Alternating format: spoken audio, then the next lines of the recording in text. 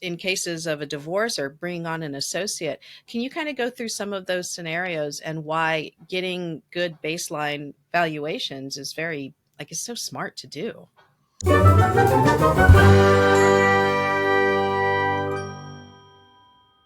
One thing that I learned from you during Beyond the Operatory, because you have always said doing valuations and doing transitions is something that anybody can do if they have the acumen for it. And in fact, in Beyond the Operatory, almost like the dark horse was always transitions because people never knew about it. And then we started saying you can help a dentist talk about this and see if it works for their business model. And then people would get into it. And you started teaching a valuation course. And one of the things that I learned was there are multiple times in a dentist career where evaluation is really good to have. And it's not only to find out whether or not they can make money, but also to protect themselves, like a divorce, or, in cases of a divorce or bringing on an associate. Can you kind of go through some of those scenarios and why getting good baseline valuations is very, like, it's so smart to do? Yeah, we started to do some digging into all this and kind of surveying dental practices that we kind of knew and got to know over the years. And what we found was it was almost, I'd say 97, 98% of practices will say they've never had an appraisal done and they're only going to have one done right before they're ready to sell. Right. And that's a real problem for a lot of reasons. We could talk about that all day. Mm-hmm. But having been armed with that, I started to think about it and I realized that one way for them to recognize the importance of knowing where you stand is that whole concept of, everybody, especially if you're a practice owner, that's probably your biggest asset. And maybe your house is, but in most cases, it's going to be your practice. Right. And yet we somewhat know, or periodically even, we might get our house appraised, or the example I use, which I know that you like, and it's a very simple one, and that is that, we don't put money in our retirement account and just hope that when we're ready to withdraw, when we're whatever age, at 65 or whatever,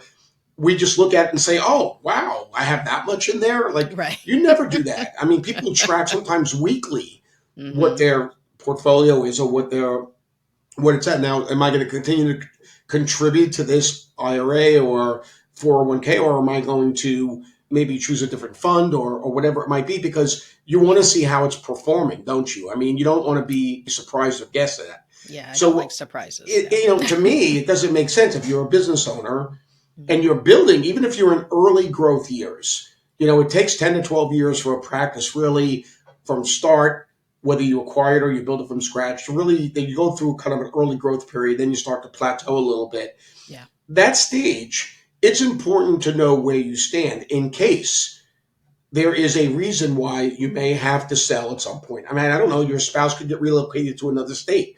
I mean, we Mhm. see a lot of this now Yeah. where you may have to just pack up and move at some point. You could have a medical industry, something that goes on medically, or you might just Sure. get to the point where, hey, you know what?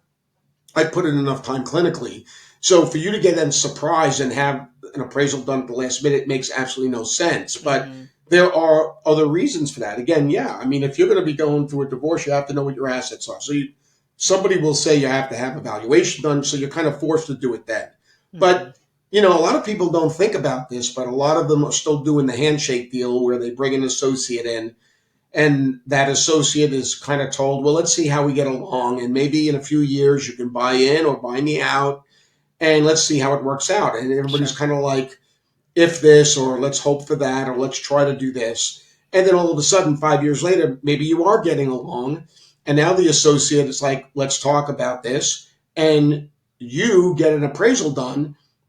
And the associate's like, okay, I didn't realize it would be that high, and I helped to build your practice. Right. So you're going to charge me that price in order for me to buy in.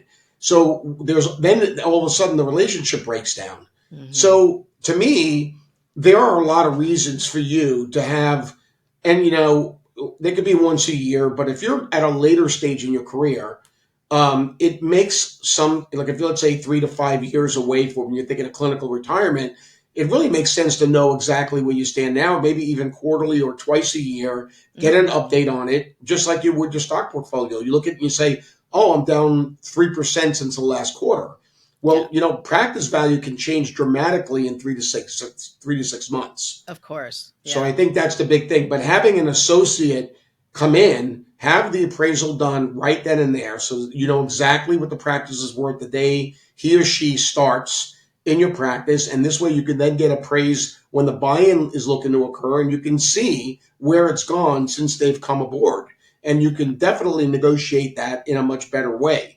And I think that's something that is often not even thought about.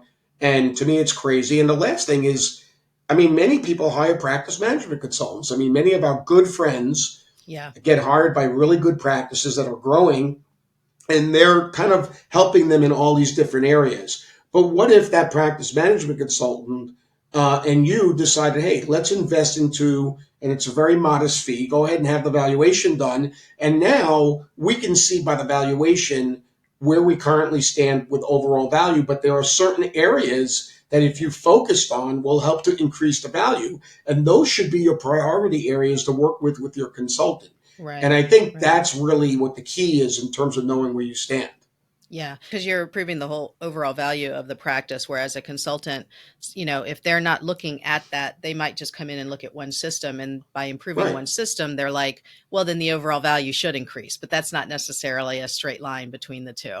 So, no, Absolutely. it's a very interesting way of looking at why valuations are necessary. And when I remember hearing about, what a big impact it could be on your bottom line, like, because you would know exactly what to focus on. And I went back and looked, and I don't think any of my current clients at that time had even thought about doing valuations. Like that just wasn't something that they thought about. And then looking back, they've all had a divorce or brought on an associate or some life change that has happened. So hopefully this resonates with someone.